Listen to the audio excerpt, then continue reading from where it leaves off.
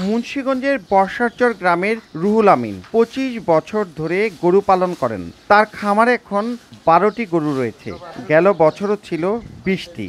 তার অভিযোগ, জেলা পশু সম্পদ হাসপাতাল ও জেলা ভেটেরিনারি হাসপাতালে গিয়ে মিলছে না কাঙ্ক্ষিত সেবা। আর ইউনিয়ন পরিষদে পশু সম্পদ বিভাগের কাগজে কলমে কেন্দ্র থাকলেও বাস্তবে অস্তিত্ব নেই বলেও অভিযোগ প্রান্তিক খামারিদের। আমরা গরু বাছুরের হ্যাঁ করতেন, এই সরকারি ডাক্তারের পাইই না। কমসে কম ২-৩ হাজার টাকা ভিজিট দিলে এরপরে আর আসে। এই বিলম্বনার কারণে আমরা অনেক খামারিরা অনেক ক্ষয়ক্ষতি। রুহুল আমিনের মতো কয়েক হাজার প্রান্তিক খামারি এখন গরু বাছুর নিয়ে দুশ্চিন্তায়। শুধু চিকিৎসা নয়, বংশ বিস্তারে গাভীর বীজ প্রয়োগের ক্ষেত্রেও বিস্তর অভিযোগ। তারা বলছেন, ৬টি উপজেলায় একটি করে পশু হাসপাতাল, জেলা শহরে একটি ভেটেরিনারি হাসপাতাল ছাড়াও সব ইউনিয়নেই প্রাণী সম্পদ বিভাগের প্রজনন কেন্দ্র রয়েছে। তারপরেও কাঙ্ক্ষিত সেবা পাচ্ছেন না তারা। ৪-৫ দিন ধরে দেখি যে এই জায়গাটা একটু ফুলা কারণে আর কি আমি ডাক্তার কাছে নিয়ে আসছি।